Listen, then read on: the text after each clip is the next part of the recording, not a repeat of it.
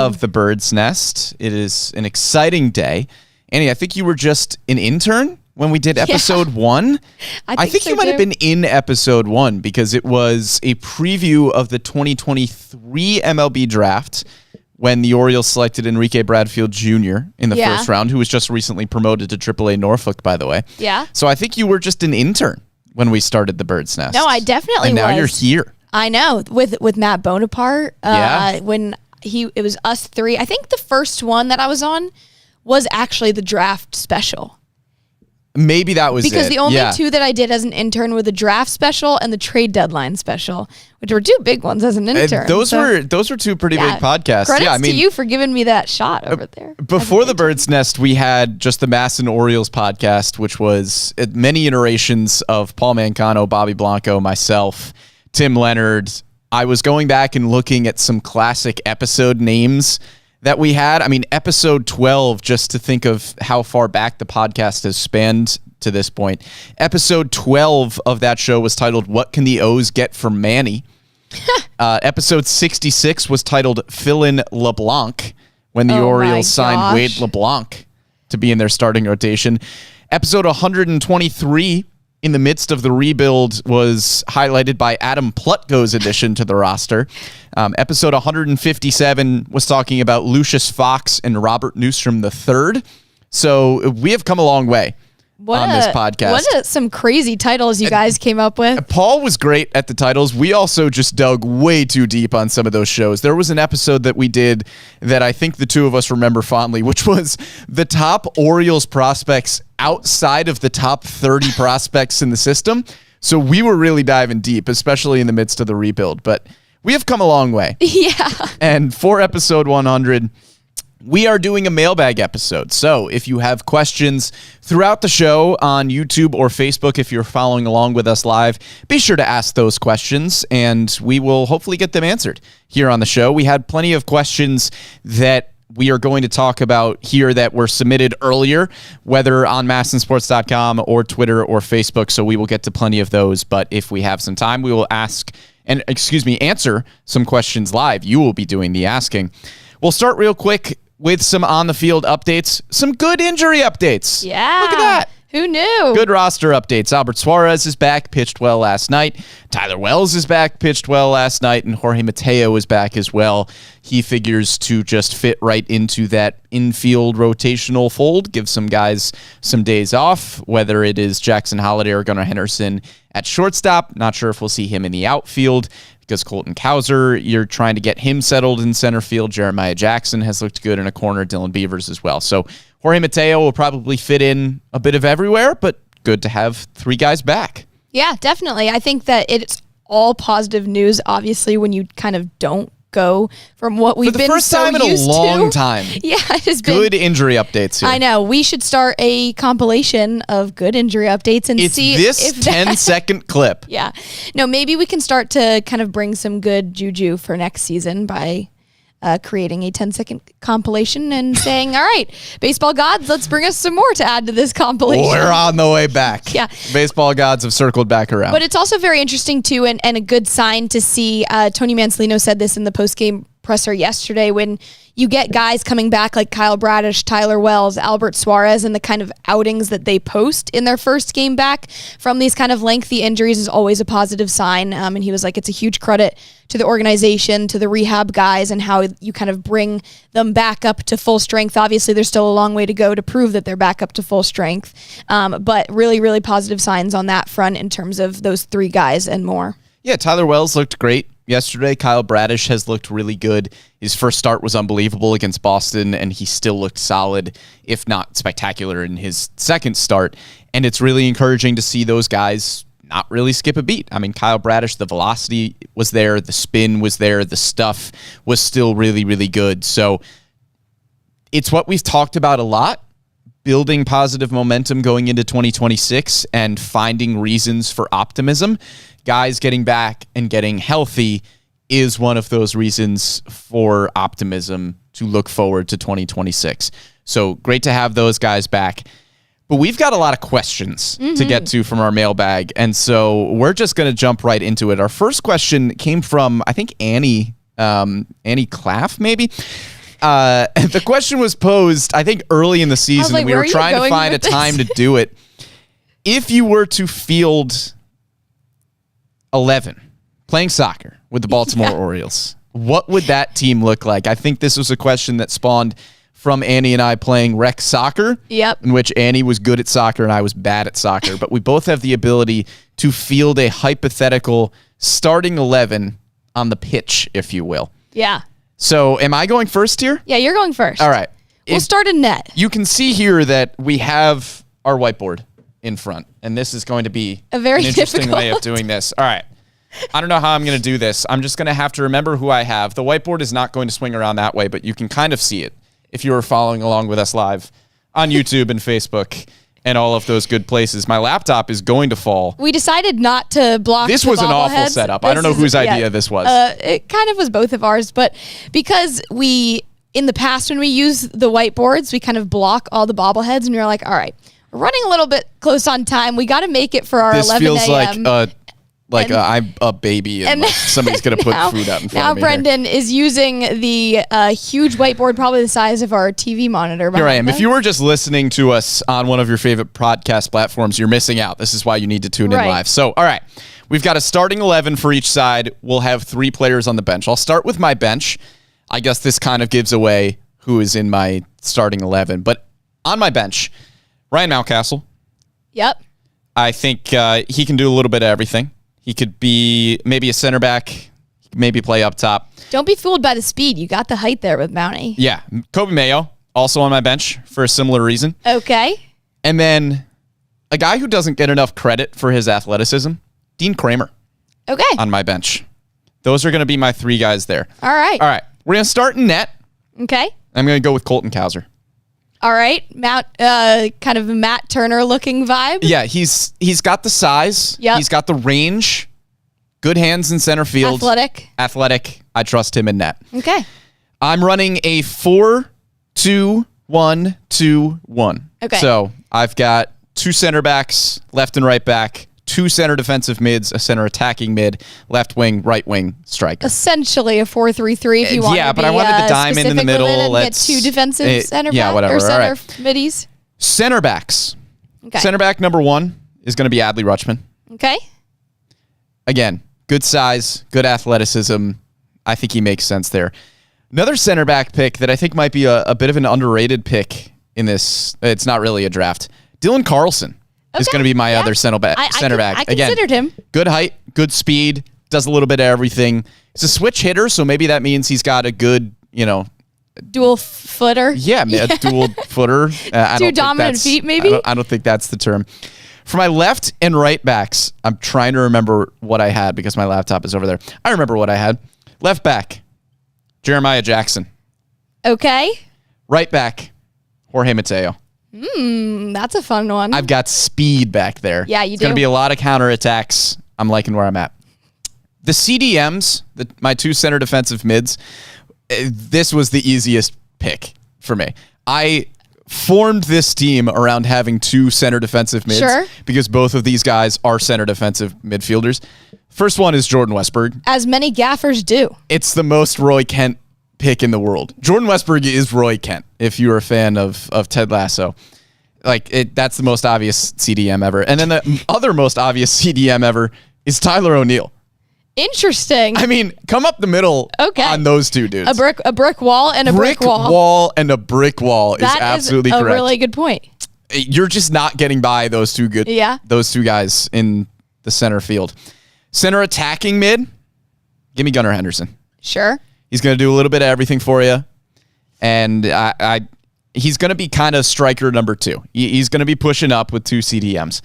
On the wings, I'm still going for the speed. Left wing, give me Jackson Holiday.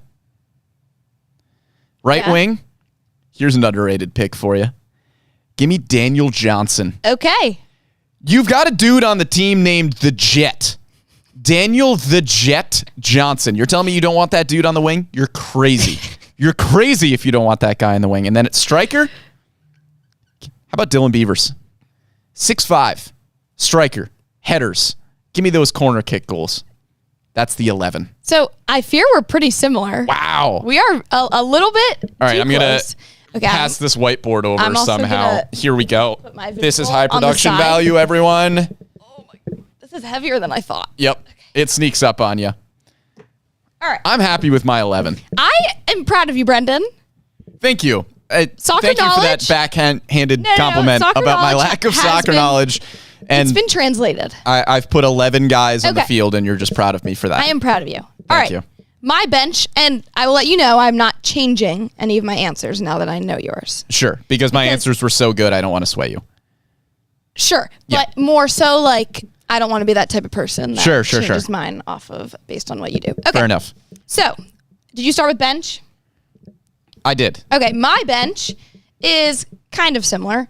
I got Mountie Okay. to be my sub for center forward because I think the height, he's not the fastest guy, but if he can hold the ball back. What is your formation that has a center forward, by the way? Oh, okay. I should explain my formation as well. I just Yeah. went simple 4-3-3, basically the same as yours, except I have one CDM and then two kind of attacking mids, but like in an angle. So you have Sure. like a sideways triangle. Sure. If that makes sense. Yes. So I have Mountie. This makes a lot of sense on an audio platform for anybody listening. so much sense. Visualize the angle shifting. And you can if you're listening on an audio platform, you can probably find our 11v11s on Twitter or X rather after the pod. Yeah. But okay, so I have Mountie specifically to be my center forward Got sub it. because he's got the size to be able to like play with his back to the attacking goal and like hold off and then just lay it off. You have way more thought in this Okay. than I do, I can tell. The next one Okay. is who do I have on the bench? Okay, Daniel Johnson. The Jet.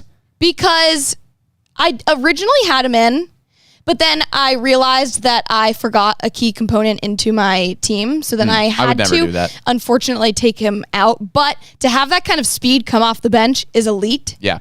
That's I a mean, big 75th minute sub. this is like You're a down kind- 1-0. You're exactly. coming in, he's scoring. You got to have some kind of energy coming off of the bench. Sure. So he's my second sub. And then something that you did not do Whoa. is get a backup keeper. I did not. I don't think I need one. I did, just in case of injuries, you know. And mine is Trevor Rogers. Ooh. Kind of got the height there. You got the Yeah. extension. You kind of got like the bulldog mentality in Sure. that a little bit. All right. Sure. Okay, so that's Like my it. bench. Okay. Then my starting goalkeeper, Sammy Basayo. Oh, Samwell makes an appearance. Oh yeah, kind of just like that range of motion, just in net, obviously behind the dish, similar Yeah. vibe. Sure. Also arm strength, slinging that thing out of the box. Great arm strength. Exactly. Okay, then we'll go with my two center backs. Okay. I have Adley Rutschman, Yep. of course, similar to Good you. choice. Then I also have Kobe Mayo. Okay. Doesn't he Yeah. just kind of like look like Kobe Mayo, a center I back had to on my you? bench as my backup center back. the only thing that kind of like would perturb me a little bit is those two as my center backs is a little bit lack of speed. Sure. But I think that because they have like the physicality, then we can make up for it with my two wing backs, Mm-hmm. one of which, similar to yours, Jeremiah Jackson. Yep. Kobe Mayo, though, sneaky 66th percentile sprint speed. Yeah, which got a lot better too throughout the years. Like he wasn't necessarily in his like draft profile. Sure. At all. But okay, I have Jeremiah Jackson, kind of like a Daniel Munoz of Crystal Palace type beat, like gritty, just Exactly a dog what I out was there. thinking. Yeah, you really thought of that comparison? Yep. Okay, then my left back is Colton Cowser. Nice.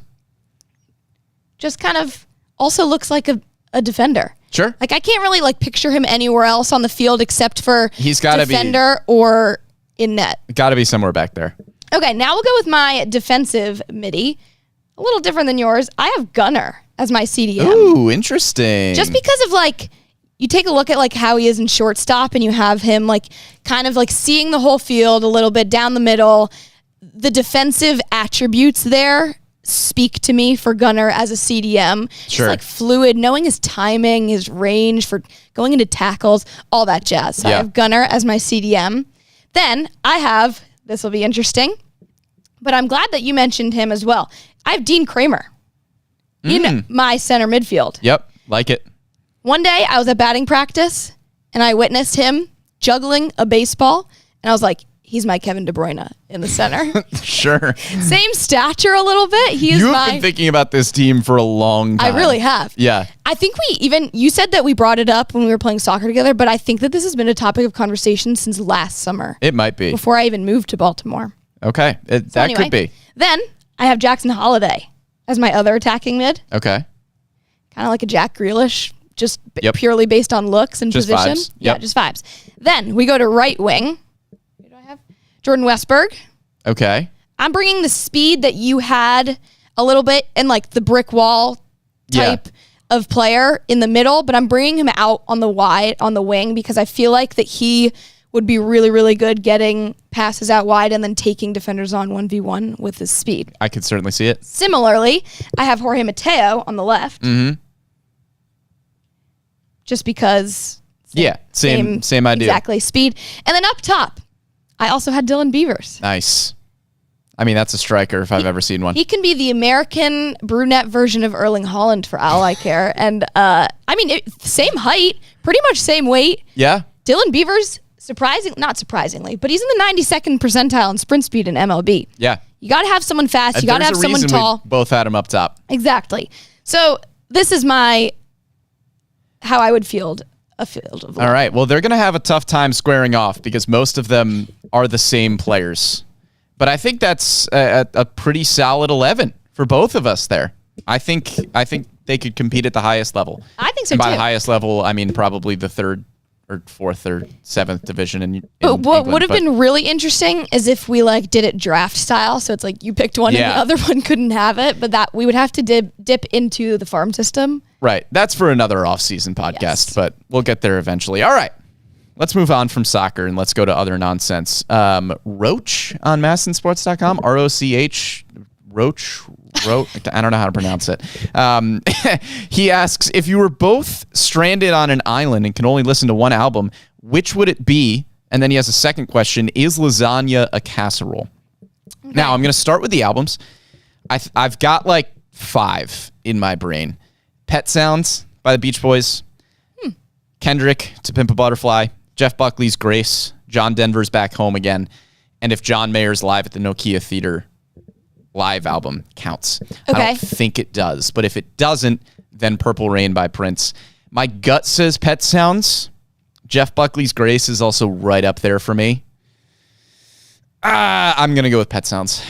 See, I would consider John Mayer's live album as one that you could bring. Then I'm going with that. And that would be mine as well. Or if that doesn't count, maybe another John Mayer album, Continuum, a little bit basic this there. This is a John Mayer podcast. Yeah. If you were coming here for our Taylor and Travis takes, this is not the place to find it. This is a Syracuse-based John Mayer podcast. All right. And then Rock's second question, is lasagna a casserole? I could get on a rant about this, and I will get on a mini rant here.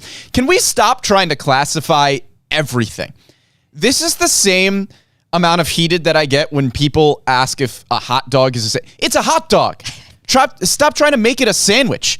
It can just be a hot dog. Things can just be their own things. Lasagna is just lasagna. I don't think it needs to be a casserole. If you want to get down to the real nitty-gritty technicalities of it, I don't want to listen to you. Lasagna's lasagna. It's its own thing. Hot dogs, they're their own thing. It drives me crazy when people are like, is cereal a soup? I don't know. Cereal's cereal. No, cereal is not a soup. No, cereal is cereal. I could only consider hot dog being a sandwich if it's listed under the sandwiches at a menu. But even then, it's okay. If you that have I to understand because they have to put it. Right. They have to put it somewhere. Right, exactly. That's but if the you only way don't have to put it somewhere, then don't put it somewhere. Yeah, no, I agree. But the thing is, with lasagna, is it's baked in a casserole dish.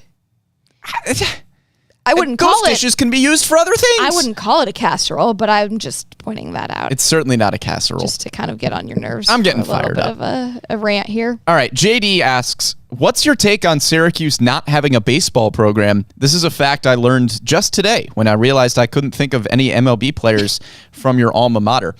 Now, my response to this is that it's cold in Syracuse, if you've ever been there. That doesn't explain why we don't have a hockey team. Yeah. That is way more shocking than us not having a baseball team. Yeah. We have a club baseball team. We have a club hockey team. We do not have a hockey team. That is shocking. I know, especially because when you take a look at like other hockey programs like BC, like BU, like BC is a rival. It just like kind of makes sense to have a men's hockey team. Obviously, I think that the club baseball team is supposed to be very good at Syracuse.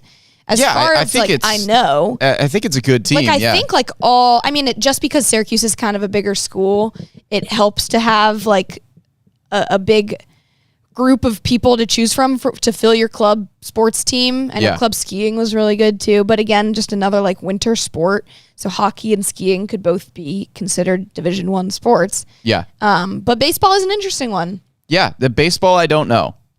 Syracuse does have a women's hockey team. We do not have a men's hockey team. Should have both. I guess you would only be able to do baseball if it's in the dome.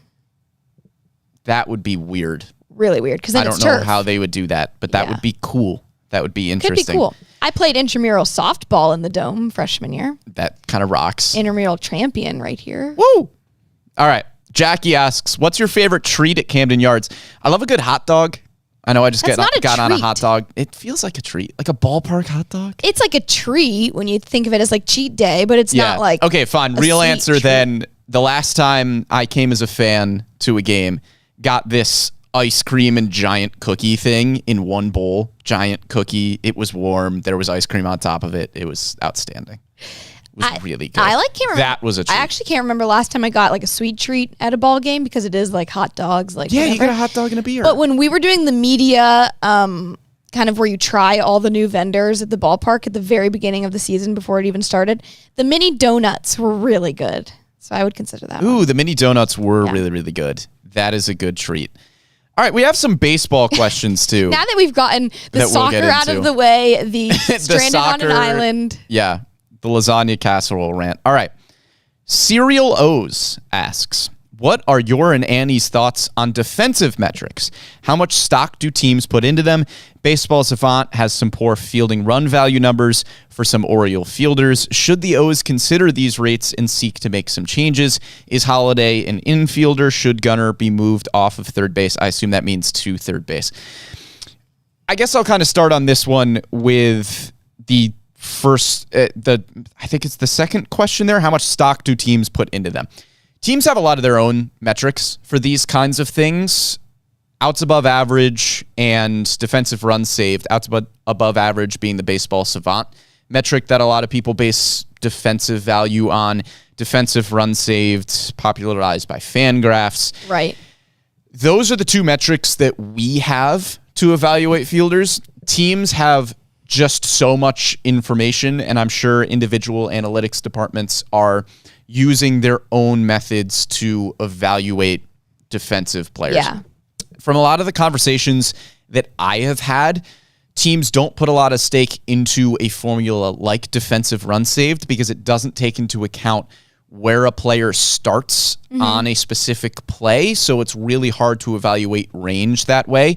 Outs above average is different because you have to combine outs above average with other statistics to have it really be meaningful, because outs above average is measuring range, and then you need to couple that with things like sprint speed and with arm strength and with other defensive metrics that Baseball Savant offers. So I think probably that outs above average range there combined with some other stats is something that I will typically look at. I don't tend to look at defensive runs saved as much just because, again, based on the conversations I have had, I know that is not as heavily valued.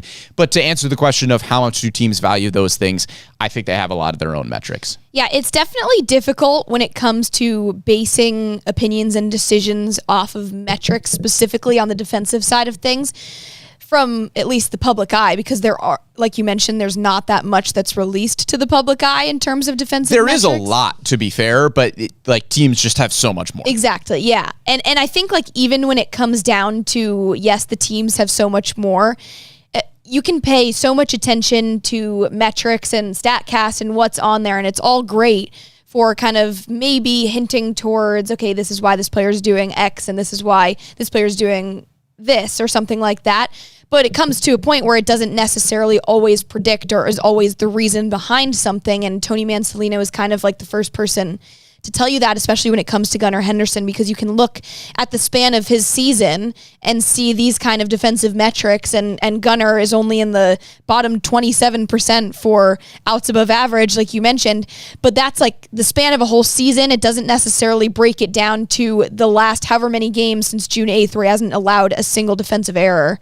Yeah, and that's also not telling the entire story, right? In 2024, he was in the 59th percentile in outs above average, and I don't think there's anybody, Gunnar Henderson, Tony Mansolino, whoever, that would tell you that Gunnar Henderson was a better defender last season than he is this season. He is doing all of the fundamental things better this year. He is a better shortstop defensively this year than he was a season ago. So as valuable as those metrics are, outs above average, you have to pair them with other things. So I still hold value in it. I don't hold a ton of value in it. It doesn't tell the whole story. I also think outs above average specifically is a metric that makes a lot more sense to judge an outfielder by than an infielder by. And Colin Cowser's a perfect example of that last year, where he was, I think, in the top 5% in 2024 for outs above average. A really strong reason for why he was almost Rookie of the Year and arguably should have been. But it's very much more difficult to tell with an infielder how much stake you can put into outs above average. Yeah, and then the last part of that question there on Jackson Holliday and Gunnar Henderson, we kind of already answered it with Henderson. Maybe once he is in his 30s, he'll move over to third base, but he is fast, he is athletic, he is a good shortstop, he has great arm strength, he has been playing the position very, very well this year. Jackson Holliday is still figuring out second base. There are a lot of new things that go into that position, whether it's just getting comfortable ranging different directions, the footwork differences, all of those things. He's still figuring that position out. In theory, he could be an outfielder. He has the speed and athleticism to, bump to a corner outfield, certainly, or probably even center field. I don't think there is any reason to do that. I think he is your second baseman of the future, and that's where you're going to keep him. And you trust the fact that he was a good enough defensive shortstop to be selected first overall by the Orioles a couple of years ago, because that pick was not solely made based on his offense. They thought he had a chance to stick at shortstop at the next level. He hasn't done that just because the team has needed somebody to play second base, because you have a franchise shortstop in Gunnar Henderson. Jackson Holliday didn't move off of shortstop because he couldn't play the position. He moved off of shortstop because you have Gunnar Henderson. So just give Jackson Holliday some more time to get the second base thing figured out, and I think he's going to be just fine there. And I also think, regardless of what the metrics are telling you about the entire infield, in 2026, you're going to have Jordan Westburg at third, Gunnar Henderson at shortstop, and Jackson Holliday at second, just because of the kind of value that they bring either in the lineup and even defensively, even if it doesn't tell you that on the metric side of things. Because, Gunnar and Jackson Holliday, whether they kind of have made mistakes, at least Holliday at second base or not, because he's still getting used to it, there's still a really darn good duo there at shortstop and second base. Yeah. So, I think regardless of what the metrics have said this year and regardless of how much stake you can put into them, they're going to be your kind of combo down the middle next year. Yeah, and something that Mansolino has said as well, there's something to be said for just leaving guys there, for third base to be Jordan Westbrook's position, for shortstop to be Gunnar Henderson's, for second base to be Jackson Holliday's. All of those guys have the ability to bounce around to different positions in the infield, and having that kind of versatility is valuable, but you just want them to know where they're playing every day, to get in the consistent work at one position day in and day out. Those guys are talented enough to be in the lineup every single day, and so I don't think bouncing those guys around anywhere else makes a whole lot of sense. Especially when you've started and this much, a whole season of trying to get Holliday to go from shortstop to second base, where now it's you're kind of so far gone where it's now you don't want to mess anything up even more a little bit. He's going to get second base figured out. I think in another offseason, he's going to come back next season and be better defensively than he was this year. And I think that upward trajectory is going to continue because he is a good defender. He was, again, good enough to play shortstop, and second base, in theory, should be an easier position to be in the field, and I think he is going to figure it out as he continues to progress. And also on the topic really quickly of defensive metrics in general, because we haven't really necessarily talked about like catching defensive metrics, because those I feel like are pretty good in terms of like having a little bit more clarity in how a catcher performs behind the dish. But the same thing can be said for like say Adley Rutschman, where sure two of his metrics on StatCast are really, really good. Two of them are on the poorer side a little bit, but everyone you talk to, and we've said this multiple times now throughout week in, week out for podcasts, is that everybody you talk to credits Adley's defensive catching and how good of a catcher he is defensively and just calling the game leadership wise. So I think like you can put, it seems a little bit more clear cut when it comes to defensive metrics for catching on StatCast, and I haven't really looked too much in depth on FanGraphs, but it's still kind of the same thing where like, yes, you have the metrics and yes, they tell you a whole lot about a player, but it doesn't mean everything. Yeah, a lot of those numbers are meant to support what you are watching, right? Yeah. It's not the entire story, but it can back up things that you are seeing and support takeaways, right? It's not meant to be the end all be all. All right, let's move on to another question. This is one that we have had different iterations of from a few different folks. Justin on YouTube asks, what's your ideal off-season free agent / trade haul? Manny asks, what are the off-season needs? How would you prioritize them? Given, they need more than one. There are a few positions that the Orioles will need to fill this offseason. And then Brooks on MASNsports.com got really into it with the specifics of this question, so we'll use that as kind of the framework. He says, in the 2024 offseason, the Orioles spent around $70 million on free agent acquisitions. Let's assume the O's are willing to have the same payroll that they had in 2025 in 2026.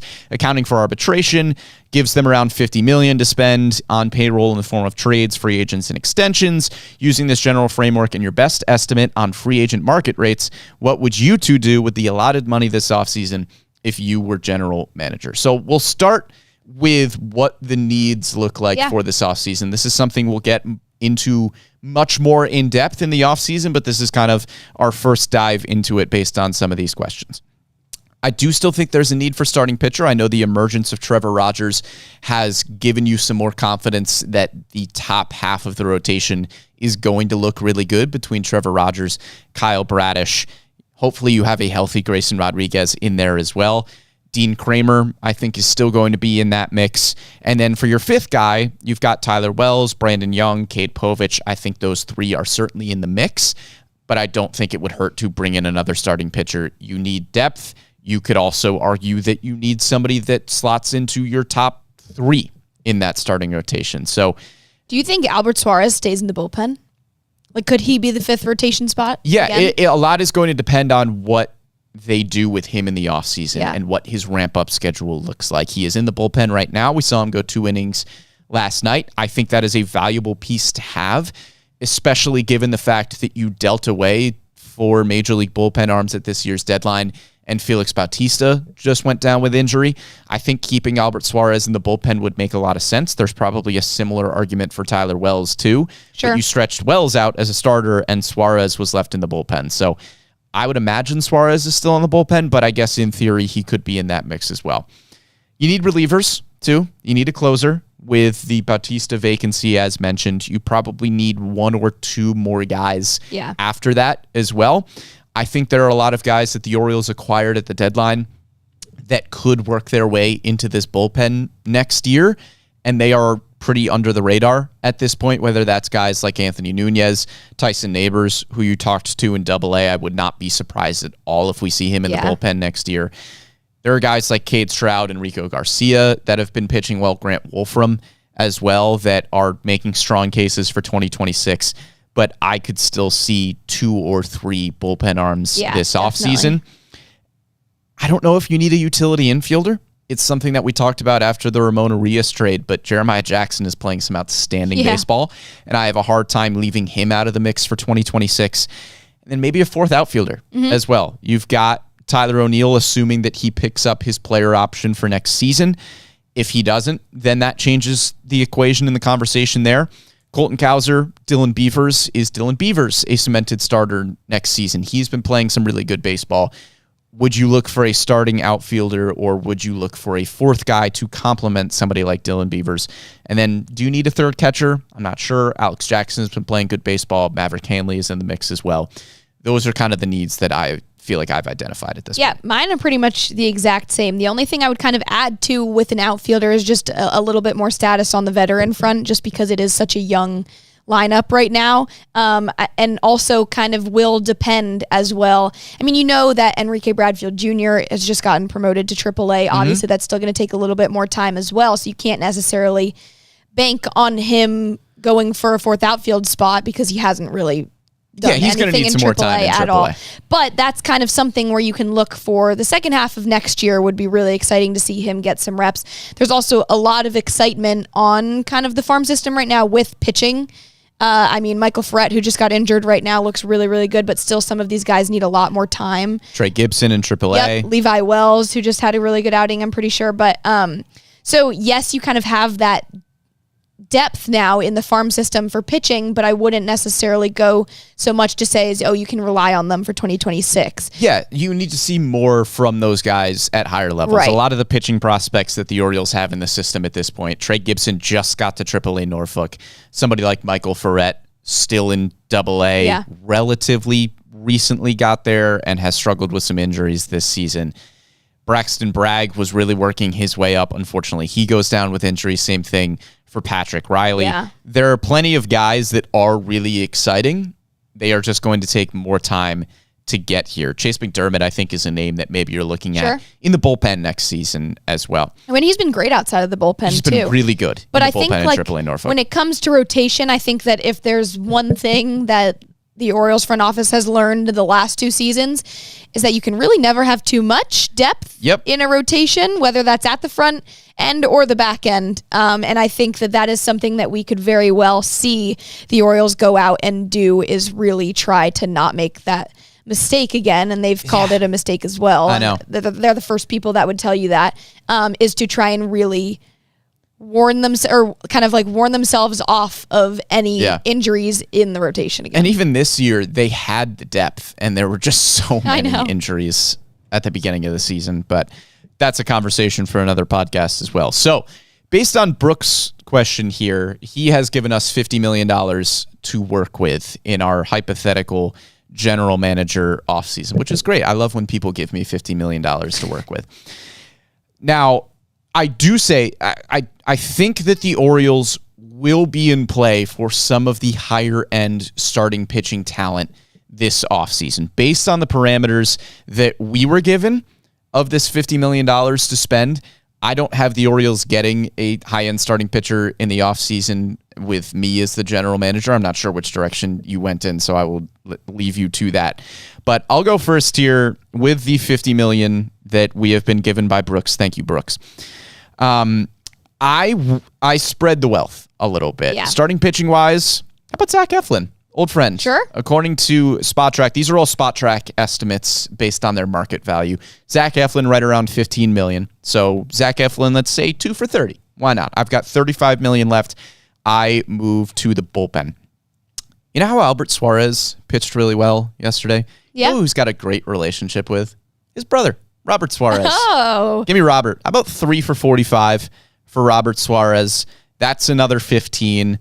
And then 2 more names, Jonathan Loaizaga, longtime Yankee, maybe 2 for 10. And then Alex Vesia, lefty from the Dodgers, who just has crazy stuff. And I think the Orioles would be all over that. Give me 1 for 5 there. So I've got $10 million left after bringing those guys in. And then the last guy I went for, bit of a fourth outfielder. You could see him starting a lot. How about Harrison Bader? Right-handed hitting outfielder. The Orioles could use some more right-handed pop in the lineup. Harrison Bader, about 2 for 20. Spot Track has him at $10 million. So in Zach Eflin, it's when he is at his best, we saw Zach Eflin healthy this year for probably 3 games at the beginning of the season, and he had an ERA of 3. He was really good in the second half of last year. By all accounts, Zach Eflin has really, really liked it here in Baltimore. He has some great relationships in the clubhouse. Why not bring him back on kind of a prove-it deal, right? Robert Suarez, outstanding seasons in San Diego. That would be a really good acquisition to be your potential closer moving forward. Loaizaga and Vesia, just two good depth pieces in the bullpen. Both guys that could be 6th, 7th inning guys. And then Harrison Bader, as mentioned, good defender, can play just about anywhere in the outfield, gives you some good right-handed pop. That's what I would do with my $50 million. Again, I do think that there is a good chance that the Orioles are in play for some of the higher end starting pitchers in this market. It is a good free agent class for starting pitching, and I wouldn't be surprised at all if the Orioles are in play for some of those guys. But Brooks said 50, and I worked with 50. Yeah, I like what you have a lot, actually. I think that makes a lot of sense. One question, I have a follow-up question from Brooks and for you, is would you kind of allot any of that $50 million for extensions? Because we saw with Samuel Basallo, obviously. Yeah, certainly. I mean, that there could be a little bit more wiggle room for the Orioles to go out and extend some of their top players. Yeah, I mean, I do think there is a world where, some of that is allotted towards trades and some of it towards extensions as well. The way that I played the game a little bit was just to go towards free agents. Yeah. But I do think there's absolutely a possibility that the Orioles look to go towards more extensions this offseason and, look for some trades as well. How much do you think it'll be to get Ryan O'Hearn back in Baltimore? That's a possibility. Yeah, I mean, Ryan O'Hearn having a really nice, second half of the season here with San Diego. Him and Ramon Laureano. I mean, it's not surprising that those two guys are contributing in the way that they are. Yeah. But just really, really cool to see. Who knows? I mean, first base feels like a crowded position for the Orioles at this point. But Ryan O'Hearn, again, loved it here by all accounts. Everybody loved Ryan O'Hearn here. So I certainly wouldn't rule a reunion out there. Yeah. Great. I honestly was not too in-depth on this question, so I was just going to leave it to you. So. Sure. Well, that's what we've got there. All right. Texas Orioles on Twitter asks, Nate George is the next ... This was a fun question. This was fun.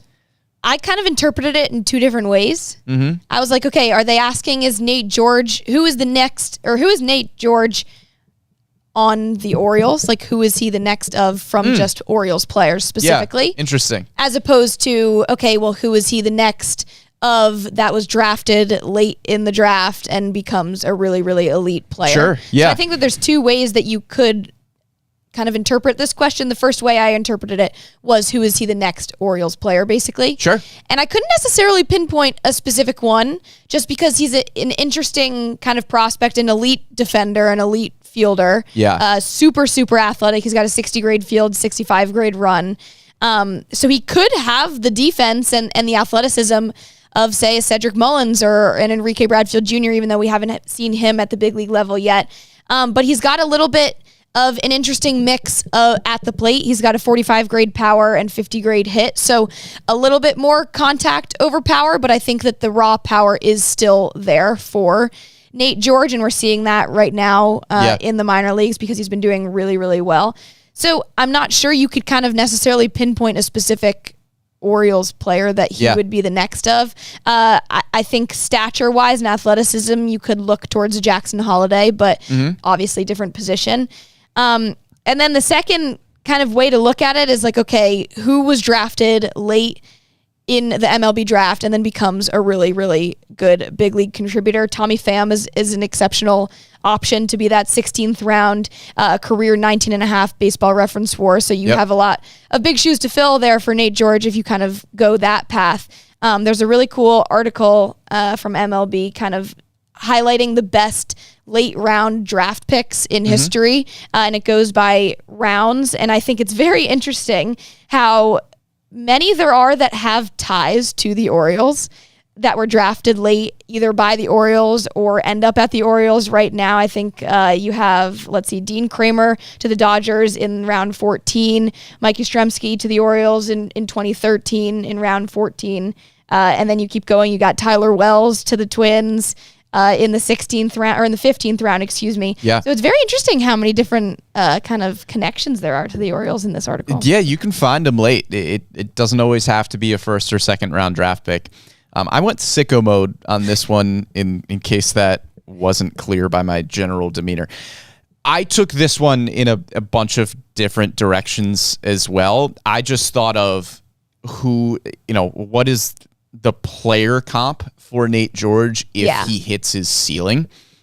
You're right in that I don't think there is anybody on the Orioles that I looked at and I was like, man, that's who Nate George is going to turn out to be. I'm not saying that he is going to be as good as Gunnar Henderson. Obviously, Gunnar Henderson had a season close to 10 Baseball Reference WAR, but it does remind me of Gunnar in the sense that you have drafted just an exceptional athlete that is figuring out the baseball thing. And that's what Gunnar Henderson was coming out of high school, where it was just really raw talent.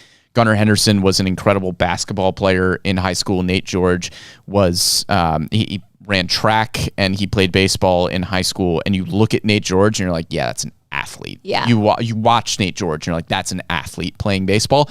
And he's got to figure out and fine tune a lot of the baseball things specifically, which was a similar conversation that a lot of folks were having about Gunnar Henderson. Now, of course, that conversation is very different when Gunnar Henderson was a second-round pick and Nate George was in the 16th round. So I'm not comparing the talent of those two guys. Nate George has a long way to go to be the number one overall prospect in baseball, certainly, but it is a similar type of conversation where you're talking about a really good athlete that is fine-tuning a lot of things.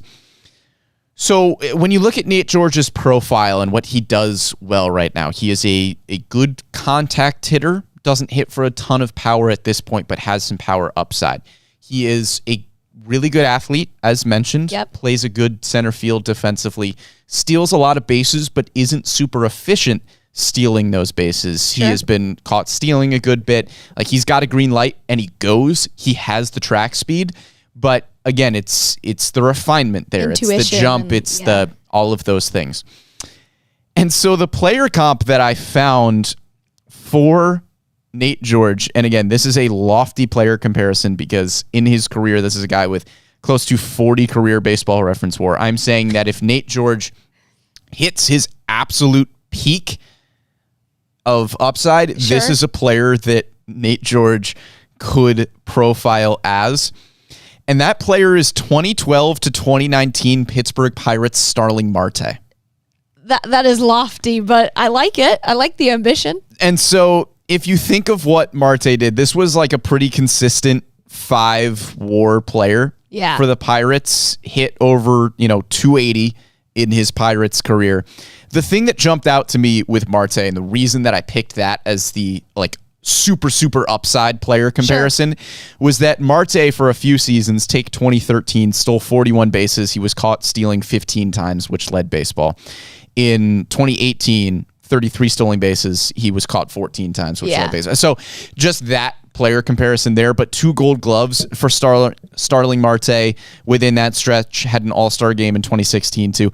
It is really lofty because Starling Marte was a consistent 800-ish OPS guy. He was hitting over 280.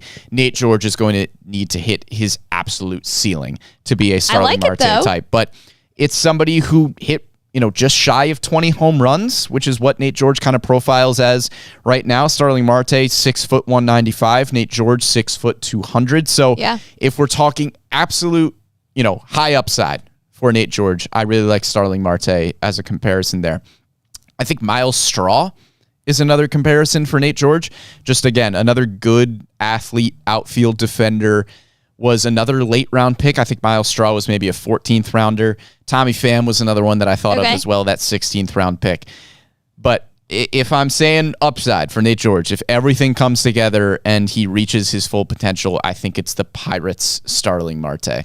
That'd be really cool if he reaches that kind of... That is the player comp that I found. I think Miles Straw is a good one too. But I kind of, translate to. I mean, I like how you paired it as well with the speed, the athleticism, the base stealing ability, but not necessarily the execution all the time. Because I think yes, he has the potential to be able to do that, but it will take some refining and kind of fine tuning in the instincts and the intuition. And I think that only comes with time and practice. But I think that's really cool comparison, especially stature wise. I mean, Nate George, he's not the tallest guy, but he is built. Yeah, that's a dude. That's an athlete. I thought of Sal Frelick as well, another smaller guy. Frelick is smaller than Nate George. Nate George is 6 foot. I think Sal Frelick is 5'8", 5'9", but a similar kind of just like dynamic athlete, bit of a slap hitter over a power hitter. Sal Frelick with 10 homers this year. It's an approach guy. So those are kind of my player comparisons there. So I think my final answer is probably going to be Miles Straw. Sure. Again, I think is like 5'9", 5'10". Nate George is a little bit bigger, but if we're talking absolute ceiling, then give me Pirates Starling Marte from 2012 to 2019. I like it. I told you I went in depth. I like for that those one. answers. Yeah, we'll see. All right, well, I think that'll just about do it. Yeah, do we have any live? This week's edition of the Bird's Nest. Yeah, we had Justin's live question on the ideal offseason free agency and trade haul. Also asked if there's any chance of getting known former Syracuse mascot Jeff Kirkjian on the podcast at some point. Jeff Kirkjian, friend of the show, friend of the pod. Maybe. Who knows? Jeff Kirkjian also has a great podcast with his dad, which is really, really cool. You should check that out as well. But thanks for tuning in to this week's mailbag edition of the Bird's Nest. Thank you for submitting questions, whether you did so on MASNsports.com, on Twitter, on Facebook. We hope that we got to your question and answered it, and we hope you liked our answers. And if you didn't, my bad, I guess. I don't know. But thank you for following along with us live on Facebook and YouTube. We are live every Wednesday at 11 a.m. on those two platforms. Or you can catch us after the fact on Spotify, SoundCloud, Apple Podcasts, Google Podcasts, wherever you get your podcasts. You can find us here on The Bird's Nest. Big thank you to Amy Jennings behind the scenes for producing this one. For Brendan, wow, goodness. I was thinking about the time that you said for Annie Claff, I am Brendan Mortensen, and almost did it myself. But for Annie Claff, I am Brendan Mortensen, and we'll catch you next time.